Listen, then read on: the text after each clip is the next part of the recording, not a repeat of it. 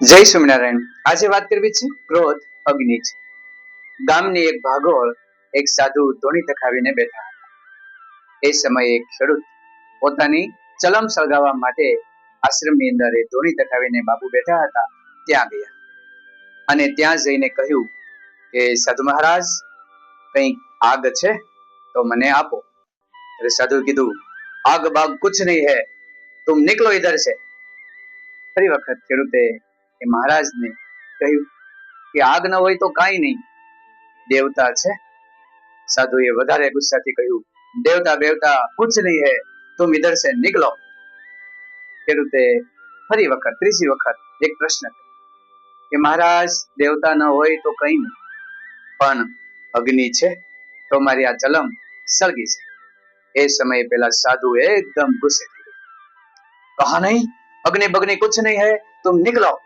અને પોતાનો ચીપિયો હાથમાં લીધો અને પેલા ખેડૂતની સામે દોટ મૂકી।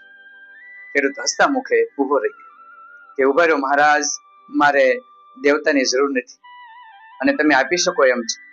તમારા શરીરની અંદર અગ્નિ આટલો બધો ભર્યો છે, અંતિમ પાસે ના પાડો છો।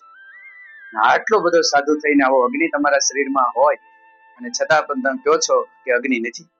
આ ક્રોધ રૂપી અગ્નિ તો ધગારા મારે છે। સાધુ એકદમ સ્થિર થઈ ગયા, હાથમાંથી ચીપિયો પડી ગયો।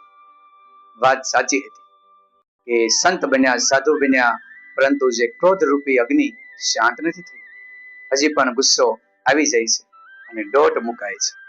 આમ સાધુ અને વ્યક્તિ જ્યારે ક્રોધથી પર થાય ત્યારે માણસ વિવેક અને વિનયપૂર્વક કાર્ય કરી શકે છે। આમ ખેડૂતે એ સાધુને પણ ક્રોધનું મહત્વ સમજાવ્યું કે ક્રોધ જીવનની અંદર શું કરે એની વાત કરી બતાવી।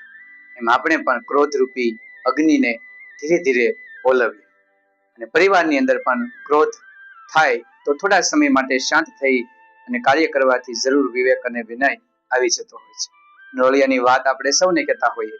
એક બેન પાણી ભરવા ગયા અને નોળિયો ઘરનું ધ્યાન રાખતો હતો, સાપ આવ્યો, દીકરાના ઘોડિયા ઉપર ચડ્યો અને નોળિયાએ તરત એ સાપને પકડી મારીને કટકા કરીને ફેંકી દીધો।